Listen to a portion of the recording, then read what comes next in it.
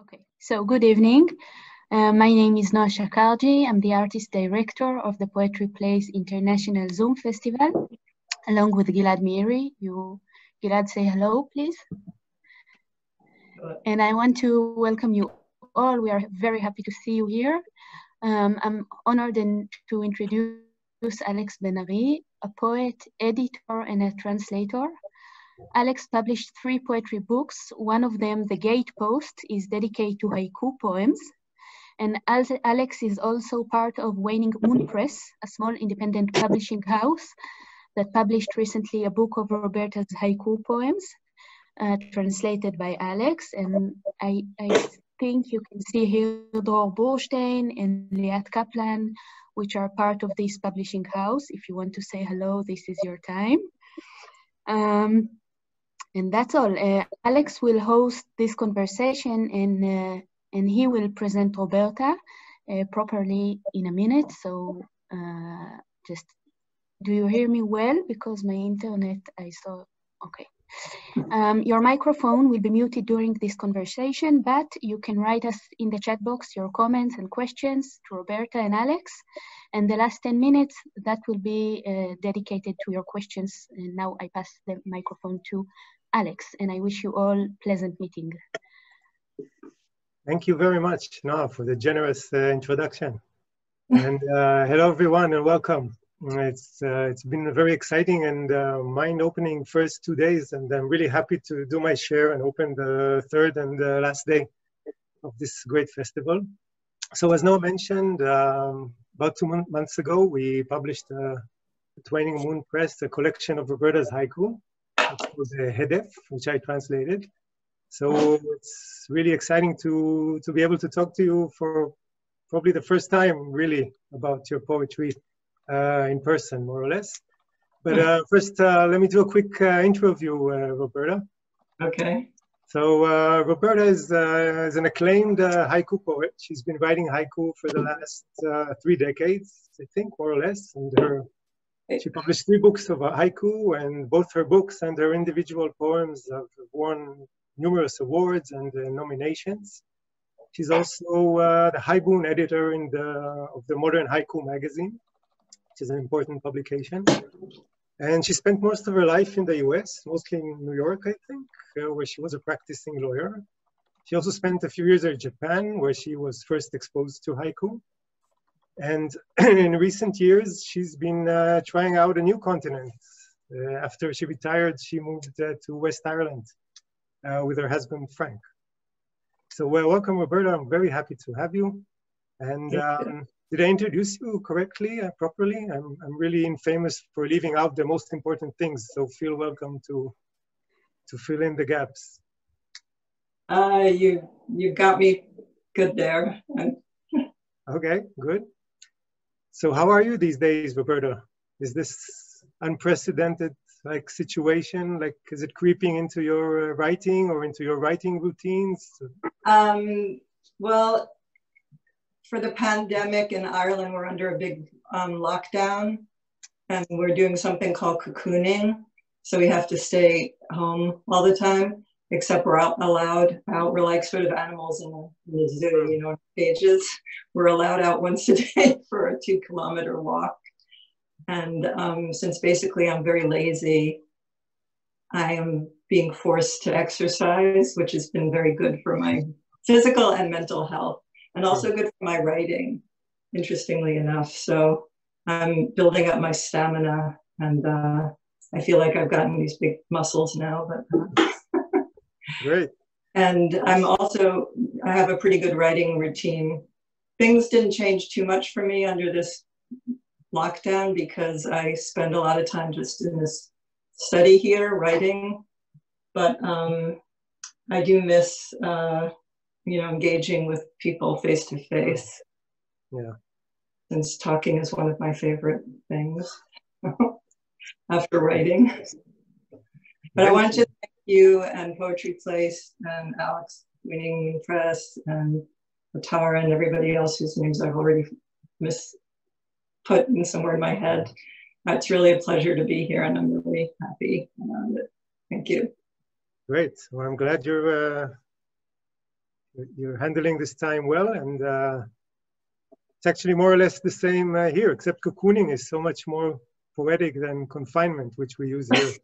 So, yes, cocooning.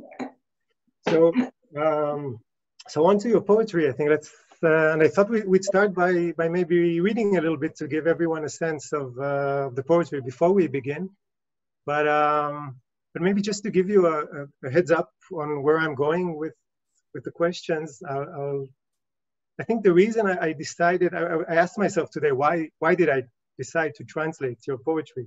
Because I read a lot of haiku poetry and I like some of it, and I don't translate all of it. And I think the trigger for me is when I feel that there's something secret in the poetry of a poet I'm reading that is potentially useful for me, but I don't understand. So translation is sort of like my way of picking the lock to get to that secret. And I think in your case, that secret is related somehow to the emotional intensity in your haiku, which I think will be apparent now that we start reading. So after we read, I'll try to ask you a little bit about that.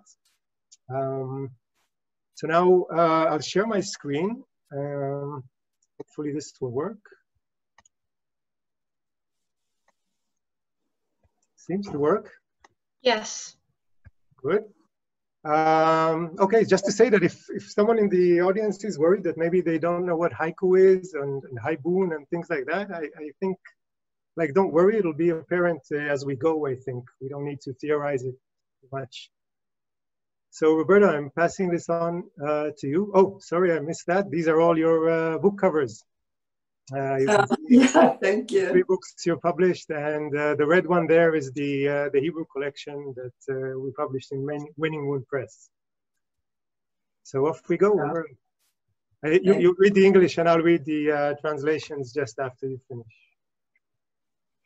Heat wave, waiting for him to tell me what I already know. שרב כבד, מחכה שיספר לי מה שאני כבר יודעת. Talking divorce, he pours his coffee, then mine. שיחת גירושין, הוא מוזג קפה לעצמו, אחר כך לי. The sound of the name I used to have. Soft falling snow. צליל השם שפעם היה לי, שלג רך נופל. No longer married, only their shadows touch. Graduation day. כבר לא נשואים, רק צליליהם נוגעים. טקס סיום בית ספר. Custody hearing. Seeing his arms cross, I uncrossed mine. שימוע משמורת. רואה אותו משלב ידיים. פותחת את שלי. All day long I feel its weight. The unworn necklace. כל היום משקלה של השרשרת שאיני עונדת. First date, the little pile of anchovies. דייט ראשון, ערימה קטנה של דגי אנשובי. Daffodils crushed by snow, waiting for him to call. נרקיסים, מחוצים תחת השלג. מחכה שיתקשר. Third date, the slow drift of the rowboat in deep water. דייט שלישי, גלישתה האיטית של סירת המשוטים במים עמוקים. Snowfall, his fingers slowly unbutton me. Right, thank you, Roberta. So here's the thing I want to ask you about. Maybe we can even call it a paradox. I mean, the content of your poems, which was obvious, I think, even from this short reading, is often very emotionally intense. I mean, they deal with things like divorce and falling in love and death of parents and sexual abuse and coming out of the closet, like things we're going to read further down this conversation. And on the other hand, the form that you chose to write them in, haiku, is probably, in a sense, the least suitable form for this type of poetry, because haiku, in its nature, is very minimalistic and sort of promotes this sense of this state of mind, which is more focused on nature and the outside world rather than the self. And it typically doesn't favor the dramatic, but rather the more minute, unimportant things, the things we normally don't notice, like a fallen leaf or a snail or a plate that you left unwashed and you suddenly run into in the morning. And this is really very, very different than the type of content that you pour into it. Yet, somehow, sort of miraculously, you manage to somehow get away with it, like to extend the haiku form with this content without breaking it, because I feel that your poetry, your haiku, maintains the classic spirit, but side by side with this emotional turmoil. And I've seen this happen occasionally with haiku, but never in such a consistent manner. So what I wanted to ask you is actually twofold. One is how do you manage to do it? Like pick the lock for me. And the second is why would you even try in the first place? I mean, why not turn to the more obvious choice to write like free verse lyrical poetry, for example, which seems like the perfect fit for these topics. Mm-hmm. So 2 questions. Well, when I moved to Japan in 1990, without knowing anybody there, I joined a cultural center and they were teaching haiku. And since I was already a poet and a writer, although I was practicing law also in Japan, I just really felt a strong bond with the form. And as everybody does when they start writing haiku, I mean, you can correct me if you know somebody who didn't, I started with 575 because that's how we were taught in school. And also in Japan, when they do 575, first of all, it's vertical and it doesn't sound as wordy as it does in English. So I learned about haiku and the study of haiku, and I read Basho and Chioni and Haiku Masters, Isan, Busan. But I started writing, this was when my marriage was unraveling, but I didn't know it. You know, it's only in hindsight. Mm. So I was trying to communicate with my then husband about many things, and he was, this expression I use in English called stonewalling. It's where you get blocked out and there's no communication, even though we would talk about our small children and what's happening at their school, and you know, so you have to move the car, you know, this kind of thing. We weren't talking about our relationship, so I channeled that into haiku. And because there's somebody once told me, one of the sort of famous bigwig lyric poets in the United States, the more messy your life is, the more drawn you are to a disciplined form of writing. Mm. So I think somehow that's what happened with me, you know, by forcing myself to get everything in a very small space. I was also examining my life and what was happening in it and all the turmoil and trying to make sense of it. And that's how I started. Now your second question is about, I think, why do I still write that way? And now I've sort of taken up the torch and I write mainly for other people, also still for myself, but my haiku, when I did the Amour necklace, that collection, that really resonated with a lot of people. It's not just women, you know, men and women. And everybody's had, you know, situations in their life that kind of went south. And there was stuff about my parents and their aging and my childhood and, you know, blended families and divorce and marriage and dating again. And there's a whole bunch of stuff in there. So now it's kind of my thing, you know, it's, you know, and they talk about finding your voice in your writing. Well, that's, I found my voice in the short form of haiku.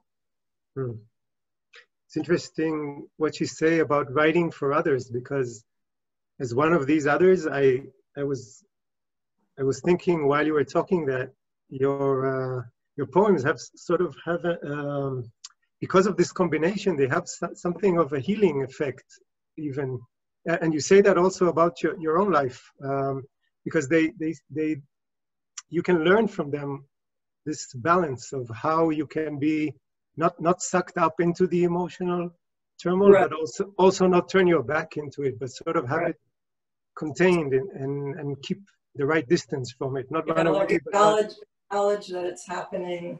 And I've also written an essay that's floating somewhere around the internet called The Healing Power of Haiku. Really? I've done workshops on that. Yeah, haiku is a very healing form, and I say it's better than any drug. You know, there's no side effects, and it can keep you sane. It can make you better. It can do so many things, you know. So I do strongly believe in the healing power of haiku. Look up the essay. And the one side effect maybe I can think of is because they're so extremely personal. I mean, isn't there an issue with exposure? I mean, I would imagine that the people close to you, or even maybe yourself, would be, I mean, some of the poems are really deeply personal, not only about yourself. So I'm wondering how audiences and peers, and especially people close to you, are dealing with that. I don't really ask permission. I don't believe in asking permission. I think writers, to a certain extent, if they're going to be authentic, have to be a teeny bit ruthless as far as that kind of thing goes. So,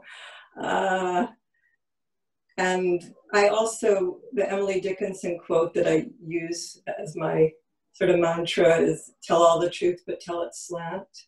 So it's not autobiography. It's not, if I say my sister, it's not necessarily my sister. It could be somebody else's sister, somebody I'm close to, or just a sister that I kind of made up based on a conglomeration of many people's sisters I've encountered.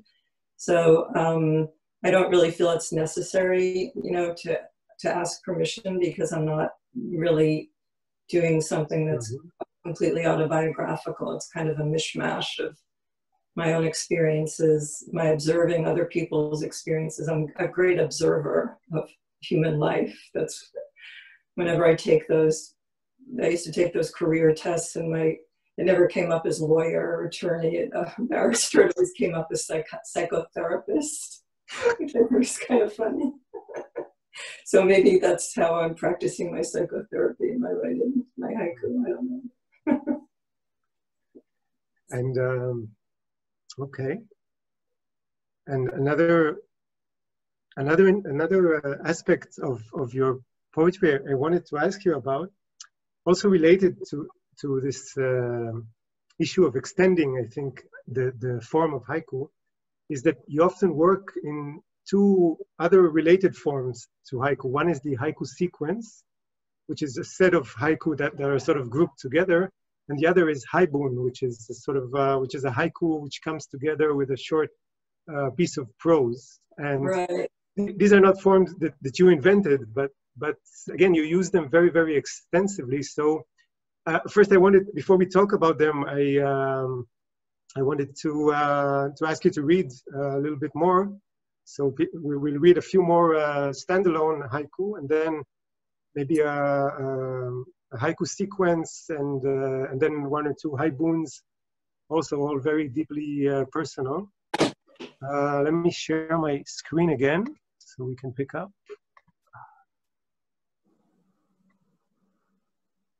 Okay. And Roberta, maybe let's try, you read the whole slide and then I'll read the whole Okay. screen after you. Okay. That's good. Morning fog. My father asks me who I am. Funeral home. Here too, she straightens his tie. Mother gone. My urgent need for a new coat. ערפל בוקר. אבי שואל אותי, מי אני? בית לוויות, גם כאן היא מסדרת את עניבתו.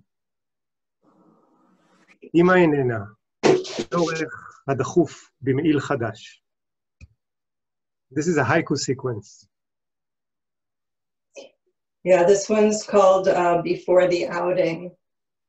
So I think most people know out when you out somebody, what that means. But if not, you'll get it when I'm reading. My son's boyfriend.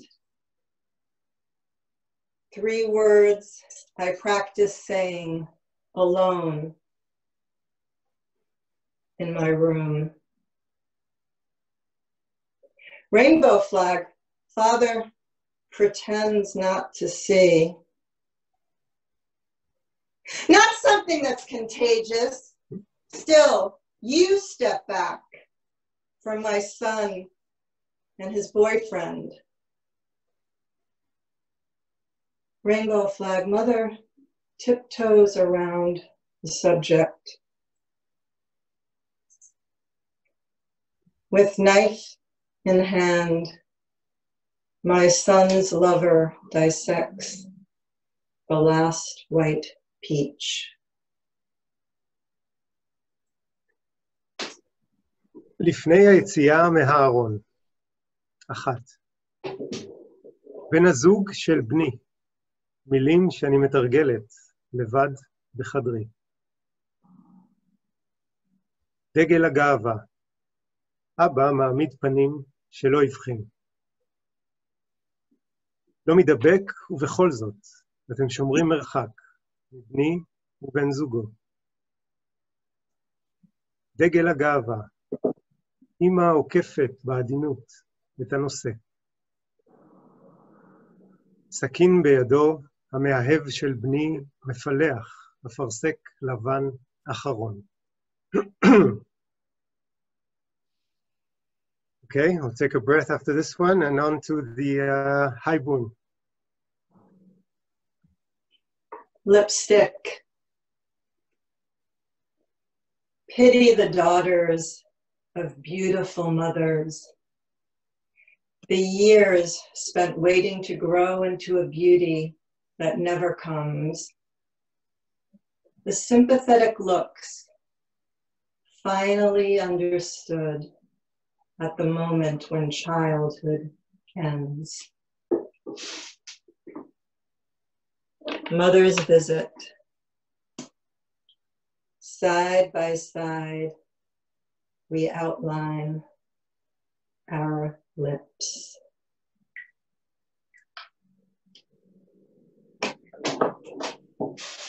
שפתון. רחמים על בנותיהן של אמהות יפהפיות. השנים שחולפות בציפייה לגדול לתוך יופי שלעולם אינו מגיע. המבטים החומלים המתפענחים לבסוף ברגע קץ הילדות. הביקור של אמא. זו לצד זו צובעות שפתיים. So I'll replace your lipstick with this cup of Starbucks.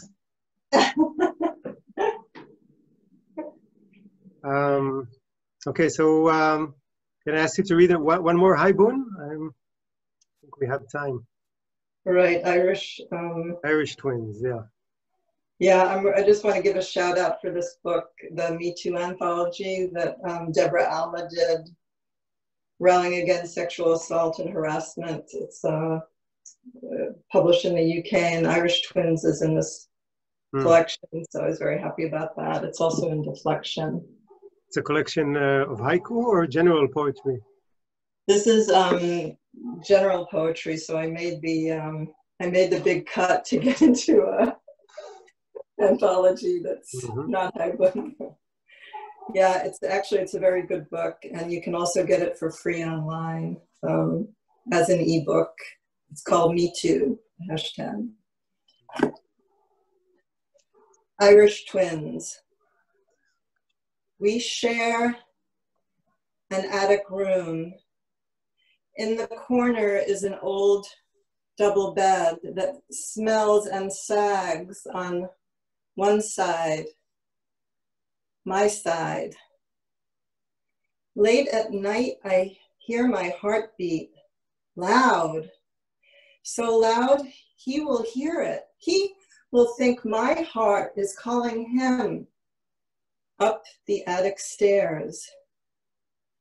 His footsteps are heavy. He smells of Old Spice and cherry tobacco. My eyes shut tight. I know he is there.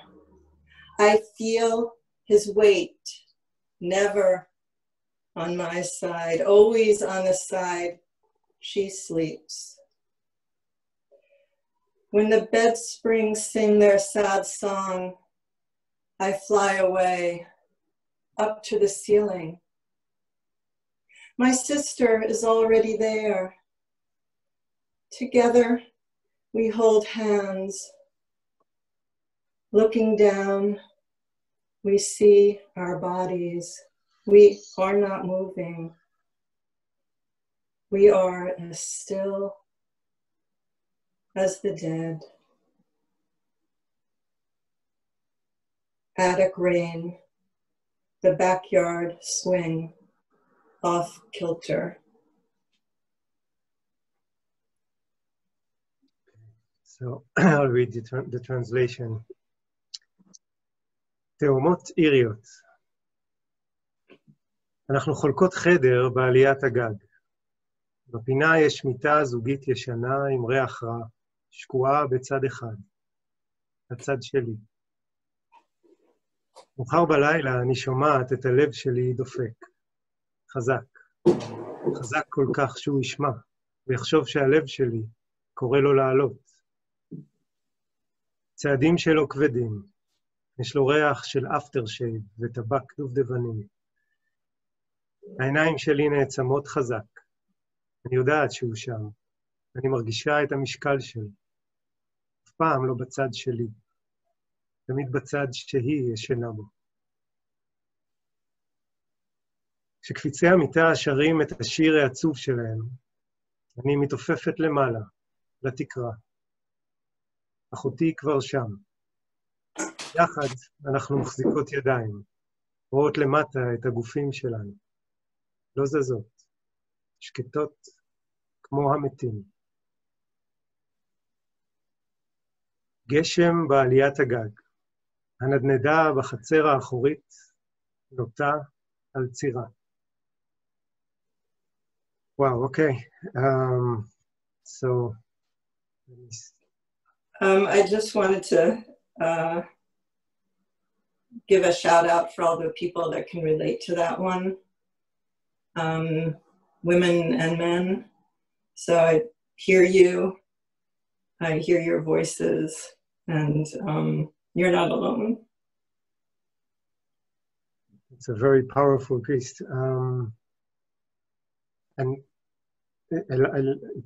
it's also very powerful how sort of the haiku at the end sort of wraps it up into a different temperature, more contained, but lets you gives you somewhere to stand and deal with all the prose piece that came before it. So it's also related, I think, to the healing we spoke about earlier.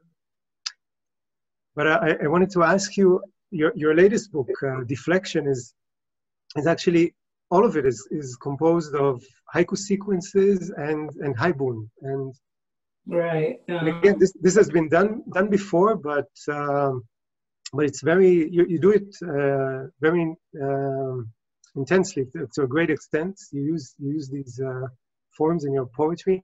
And can you maybe tell us a little about this need to extend, to go beyond the limits of the single poem? Like, for example, when do you feel the need to do that, and when not? What prompts you to go for the longer forms? Well, I mean, Deflection came out of taking care of my mom for 5 years when she was, had to go from living on her own to living in what we call independent living, which is a big fat lie because you're not independent. But, and then that progresses to assisted living, which happened after 2 years. And that's where you get a lot of help with the daily activities of life. And then that progressed to the dementia ward, which is kind of the final place. And so I had a lot of emotion after that and after she died. And I wanted to do a collection about that. And I had so many poems floating around out there, so many haiku.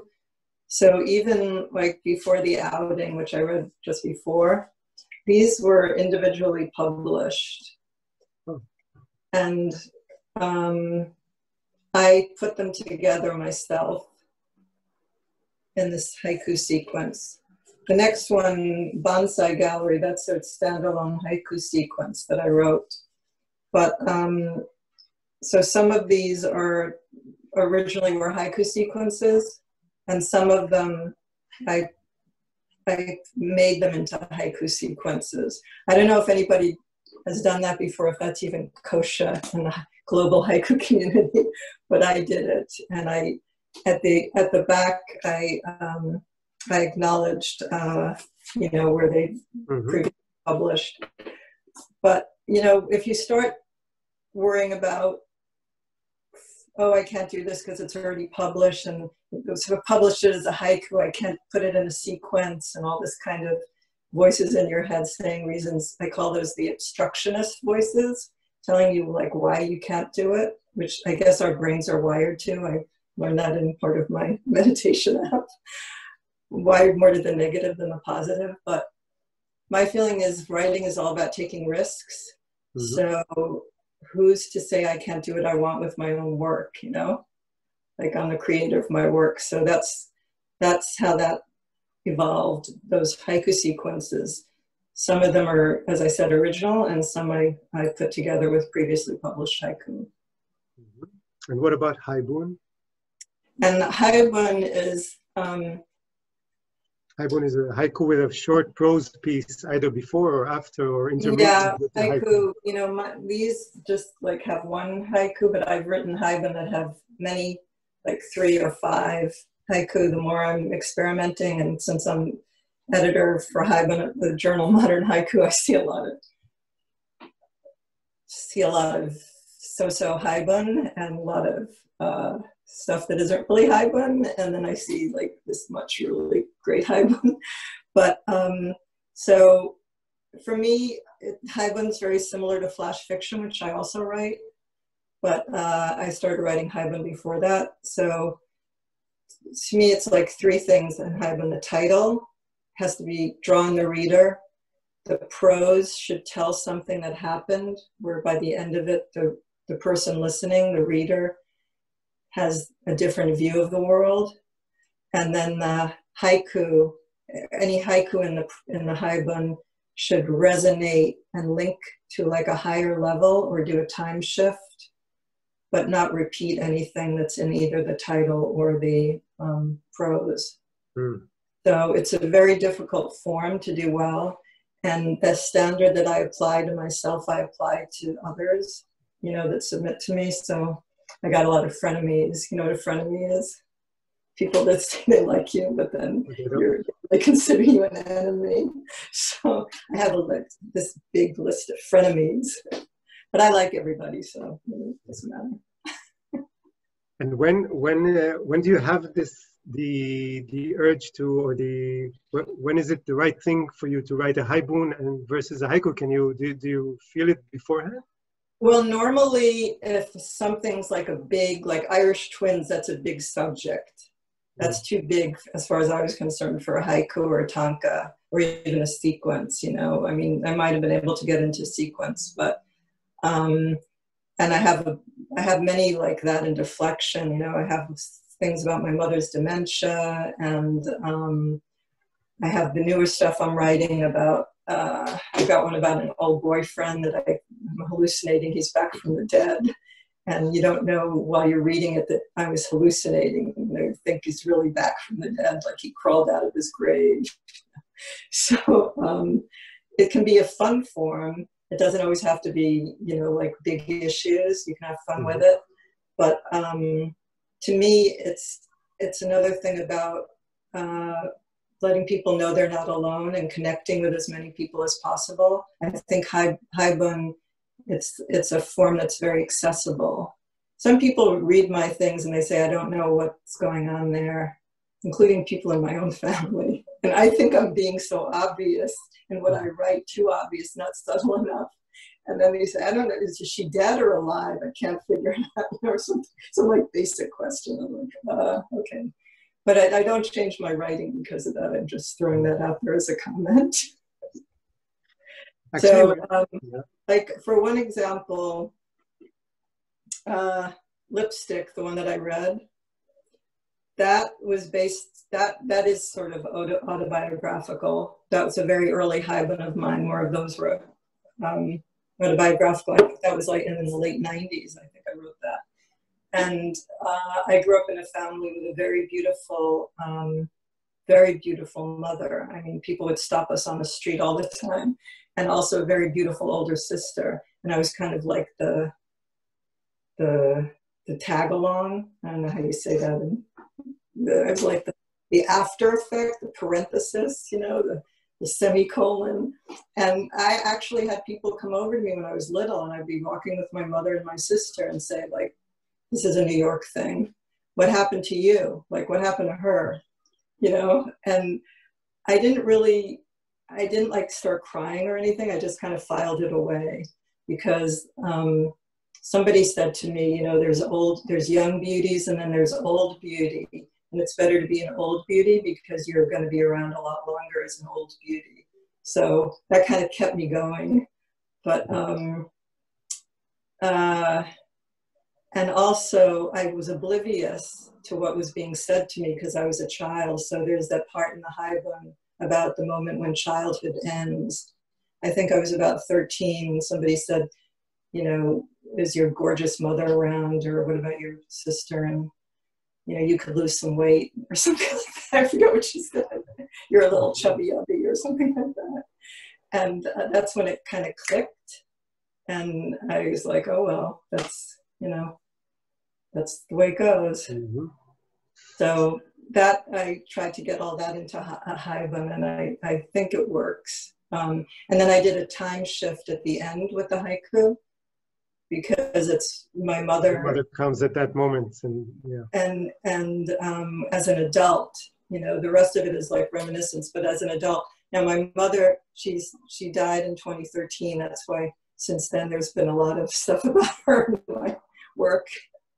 You were talking about I don't get permission, but part of me is happy that I don't have to get permission anymore. You know, I'm sad I miss her, but there's a little part of me that's like, yeah, now I can write what I want. So, and my father died before her, so I've got both parents I can do. But anyway, she's one of these people that, and they do exist. I mean, she didn't learn this. She was born this way. They just put lipstick on and they look sort of like Sophia Loren or something. You know, it's perfect. They never have to do anything.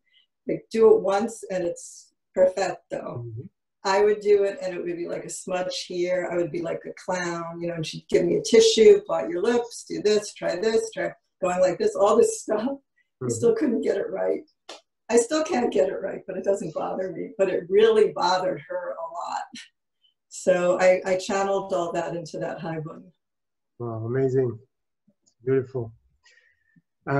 Actually, when I think about it, even I don't think we'll go into that too much, but I'm just saying this, that The Unworn Necklace, your first book, is made up of individual haiku, but it's actually also, you can look at it also as one big sequence, because it's also telling, and I actually tried to maintain this in the collection that I translated of your haiku. They're individual haiku, but they maintain multiple storylines that sort of flow into each other and out of each other. And so even your book of individual haiku is sort of a bigger structure, I think. But if anybody wants to know the secret as to how I did that, because people ask me that a lot. How you did what? The sequencing? The structure, the structure of this was I took a bunch of these index cards and I wrote each haiku out on it. And at that point I lived in a bigger space than I do now. And I put everything on the floor. I also had a deadline like the next day. So that works with me quite well. I've been screwing around with these pieces of index cards for like 6 months, trying to get in structure. And I couldn't. Finally, I asked my daughter, she was living at home then. And now we call that corralling. I corralled her in because she happened to be under my roof. And I said, you need to help me with this. You're organized. She's a very organized person. And so we shifted around a few of them. And then I saw that it was kind of an order on the big events, not a chronological sequence exactly, but things that were important to me, like early on is mother's red hat, short years of wanting it, long years of having it. That's one of the things I used to obsess about, was my mother's red hat that I wasn't allowed to ever touch or wear. And then after she got sick, she gave it to me. And I had it all the time. I could wear it whenever I wanted, but I didn't want to wear it anymore. It wasn't the same, you know? Yeah, I love this one, but I couldn't translate it well enough. That's why it's not in the Hebrew collection. Oh, that's all right. Yeah. Go stand in the naughty corner. No, it's okay. And then at the end, funeral home, here too, she straightens his tie, which we read earlier. That is based on my mother viewing my father in the casket, which was an open casket. And I never put it together that bodies are so cold, you know, that they're like ice. So that thing really stayed with me, but I didn't want to write about that because it's kind of a little bit creepy. So I wrote about the second thing that stayed with me at that moment, which was my mother going over to my father's body and fixing his tie, which she used to do constantly when he was alive.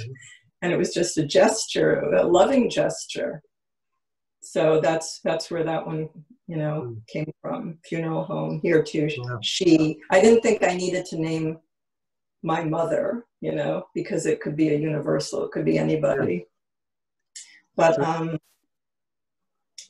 and that's one of the poems I think I might have mentioned at some point. I talked to George Sweet about that one. He was the founder of Haiku Canada, and he has a background in psychology and psychotherapy, I think, and he was very fond of that one. And he encouraged me to put a collection together, so I always like to give him credit. He's a great haiku poet in himself as well. Yeah, he's got a good one, Leaving My Loneliness Inside Her. That's one of my favorites. Yeah. Mine too. So Roberta, let's do another reading session. Okay. I thought we could read, because I think we're slowly nearing the end of our meeting. Yeah. Let me share my screen again. Also, this is a good time if the audience, I see from time to time questions are popping up, so I guess someone is collecting them, but so this is a good time to start collecting them. Maybe we'll have time for a few questions from the audience to Roberta. And I thought we could end with a few, before we do, maybe later, some also new stuff, but before that, some more classic haiku that you wrote and are also part of the collection. Is that, let me see, just a minute. Yeah, here we go. Okay. This was a very early one. First snow, at every window, a child's face. Laundry day, rain, becoming snow, becoming rain. Twilight, a frog jumps on my shadow. שלג ראשון, בכל חלון, פני ילד. יום כביסה, גשם, נעשה שלג, נעשה גשם. בין ארבעים, צפרדע נוחתת על צילי. This next one, I just want to say, I entered this into a Japanese haiku contest in 2005. This my mother did live to see. And it won first prize. It has a very fancy name for winning first prize in Japanese, but the prize was a trip to Japan for a week with all expenses paid. And then you got to meet the mayor and all these dignitaries and see where Shiki, the haiku poet, had taught in Kumamoto. So it was really a really good thing that I entered that, because this one had been rejected 15 times. That's the other thing I wanted to say. If your work is rejected, just as soon as mine is declined, they say now, instead of rejected, I still say rejected. I send it right out to someplace else. I don't obsess about rejections and feel bad. But anyway, I'll start reading. Stop talking. That's a great story. Thunder. The roses shift into shadow. Summer's end. A neighbor's tree divides the moon. Plum gathering through thick branches, pieces of sky. רעם, הורדים נעשים צל. 4 מילים ואתם ביפן. סוף קיץ, עץ של שכן, חוצה את הירח. כתיף שזיפים, מבעד ענפים צפופים, פיסות שמיים. You know, even these haiku, Roberta, which are more looking at at nature, and even I suddenly remember, for example, Summer's End, the neighbor's tree divides the moon.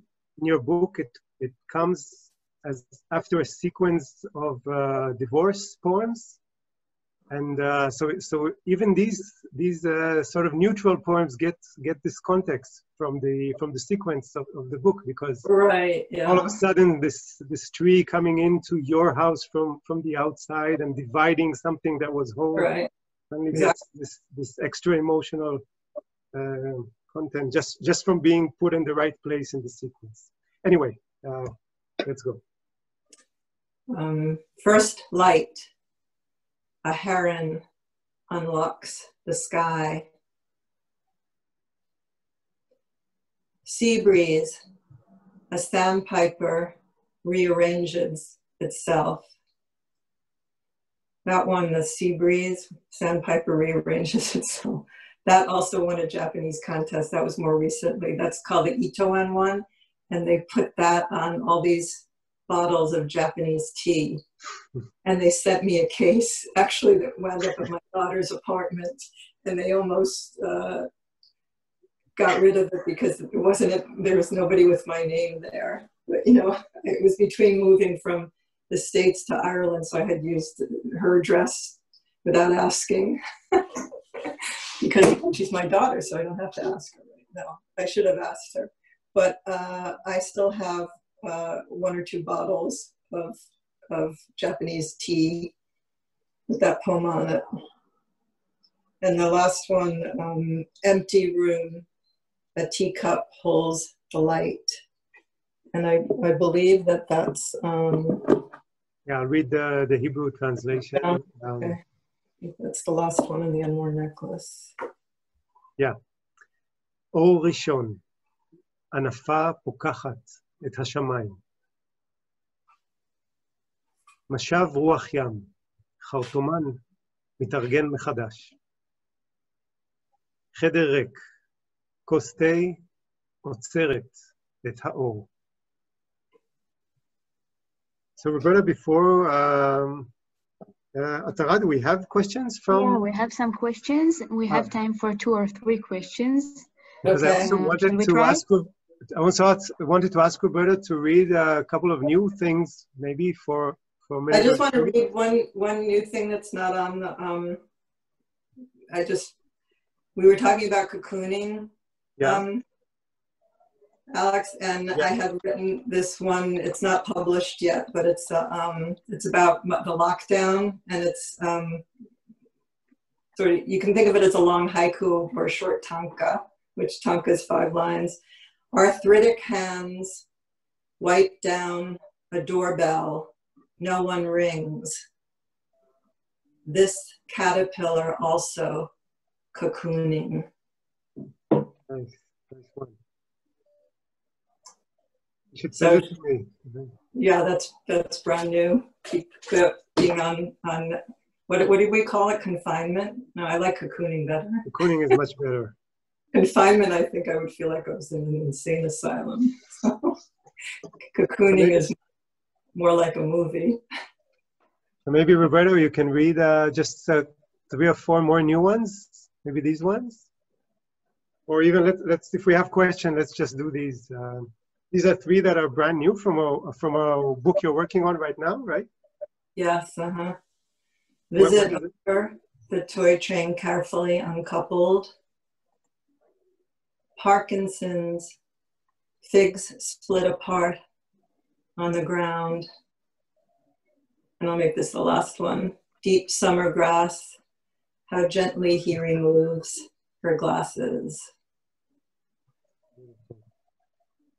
סוף הביקור, מנתקים בקפידה את רכבת הצעצוע.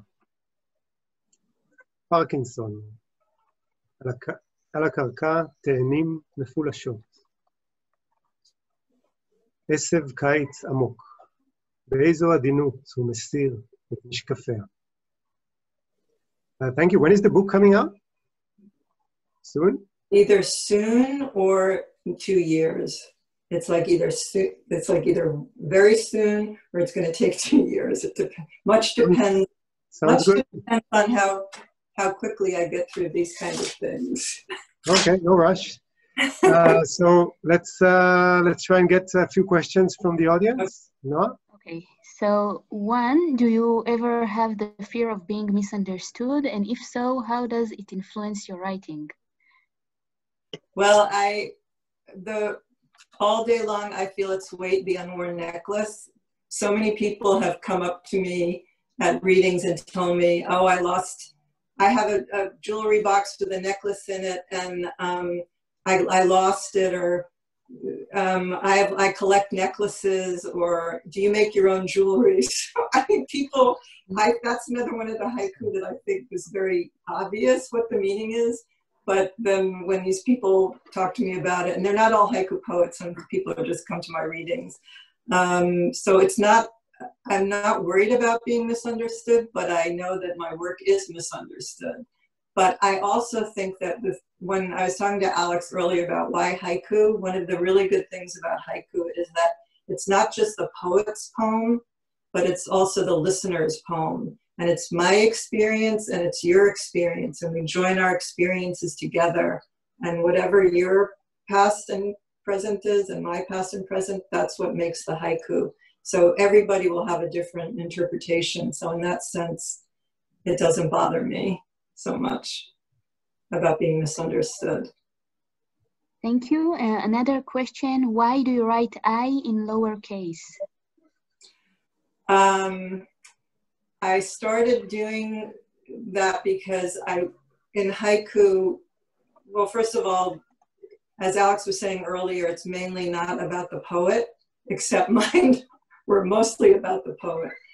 So I didn't want to draw even more attention to myself by doing a capital I, and I wanted to make it sort of like the universal I. Like it could be I, me, but it could also be I, you, or like, as we say in English, one, you know, one's idea of something and another one's idea instead of mine and yours. But I have gotten some comments over the years about people saying it draws attention to it. It doesn't distract, you know, you should change all of it to uppercase I, and some publishers also take it upon themselves and put uppercase I. But I just like it because I don't want to be the center of the haiku. You know, that's why I do a lowercase I. Okay, so we're out of time. So I want to thank you, Roberta, Beary, and to you, Alex Ben-Ari, for this fascinating talk. It was a pleasure to meet you, Roberta. And to entire staff of the Poetry Place Festival. And I want to invite you to participate in the next session that will start in 15 minutes. Maya Tevet Dayan will host Dorian Lax, and the link is on the chat box. So you can just